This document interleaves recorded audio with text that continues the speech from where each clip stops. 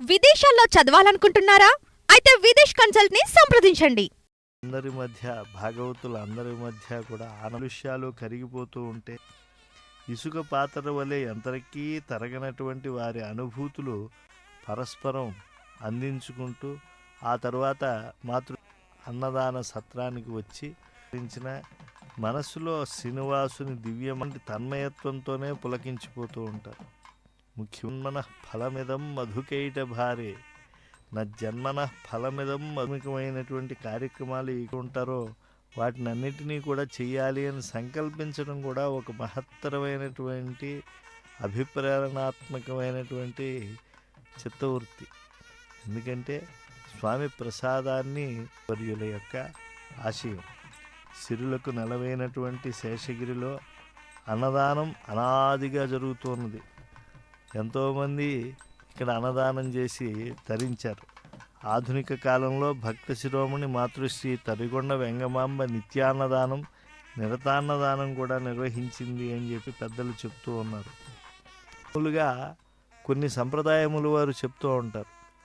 కొన్ని తిథుల్లో మరి పితృదేవతలకి నివేదనలు ఆబ్దికములు ఇవన్నీ చేయాలి. చేయలేనటువంటి వారికి పరిష్కారం వేదవ్యాసులు వారే సూచించారు. కలియుగంలో మహాక్షేత్రావతంసమైనటువంటి వెంకటాచలంలో అన్నదానం కనుక చేయిస్తే, అంటే ఈ అన్నదాన కేంద్రానికి కనుక విరాళాలు సమర్పిస్తే ఆ యొక్క ఫలము పొందటానికి కూడా వాళ్ళు యోగ్యతను పొందిగా దీన్ని భావన చేయవచ్చు అని చెప్పారు. చక్కగా ఆ దధ్యోజనము, సీర, అలాగే బెల్ల పొంగలి ఇవన్నీ కూడా ప్రాతకాలంలో ప్రసాదంగా అందుకుని ఆ యొక్క వెంకటాచలం చుట్టూ ఉండేటువంటి తీర్థాలన్నిటినీ కూడా దర్శిస్తూ కాలినడకన తిరుమలకు వచ్చినటువంటి వారు ఇక్కడ స్వామి ప్రసాదాన్ని స్వీకరిస్తూ ఉన్నారు.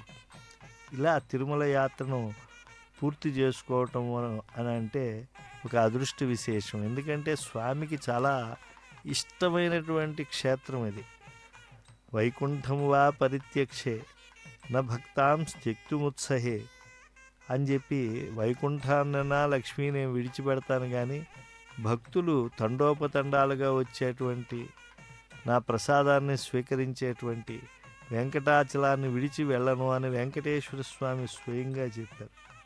అందుకే ఆయనను వేడుకొందాం, అంత దయాంతరంగుణ్ణి వేడుకొందాం అని చెప్పి అన్నమయ్య ఉద్బోధ చేశారు.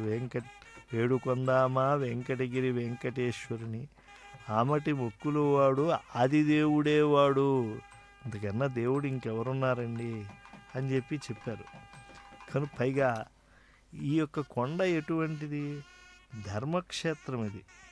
ఈ క్షేత్రం యొక్క పవిత్రత ఇతోధికం అవ్వాలని చెప్పి ధర్మదేవతే తన వృద్ధి కోసం తపస్సు చేసింది. అందుకే దీనికి వృషాద్రి, ధర్మదేవత తపస్సు చేసినటువంటి క్షేత్రం అని చెప్పి పేరు ఉన్నది.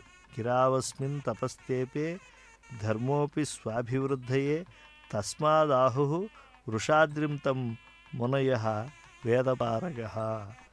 అంటే వరాహ పురాణం చెప్పేటువంటి సత్యం ఏంటంటే, అయ్యా మీకు ధర్మ చింతనలో, ధర్మ ఆచరణలో మీకు ఇతోధికమైనటువంటి ప్రత్యయం కలగాలి అని అంటే, సంకల్పం కలగాలి అని అంటే ఈ క్షేత్రానికి విచ్చేసి ఇక్కడ కైంకర్యం ఆచరించండి. అలాగే స్వామి ప్రసాదాన్ని స్వామి సందర్శనంతో పాటు స్వీకరించండి అని చెప్పి ఉద్బోధించారు. పైగా ఈ అచలం ఎంత గొప్పది. ఆనీతం వైనతేయేన గరుడేన మహాత్మన, సాక్షాత్తు గరుడాళ్వార్లు తీసుకువచ్చినటువంటి కొండ ఇది. అప్రాకృతం అమేయంచ సర్వరత్నమయంగిరిం హిరణ్మయం మహాశృంగం పంచోపనిషదాత్మకం శాంతకుంభస్వరూపత్వాత్ కనకాద్రించతం విదుహు. అప్రాకృతమైనటువంటి క్రీడాపర్వతం సాటి లేనిది, సర్వరత్న శోభితమైనది, బంగారు శిఖరాలతో పంచోపనిషత్ స్వరూపమైనటువంటి దీన్ని దర్శించే దేవతాదులు కనకాద్రిగా కూడా దీన్ని కీర్తిస్తారు. సుమన్ టీవీలో మీ పర్సనల్ అండ్ బిజినెస్ ప్రమోషన్స్ కోసం కింది నెంబర్కి కాంటాక్ట్ చేయండి.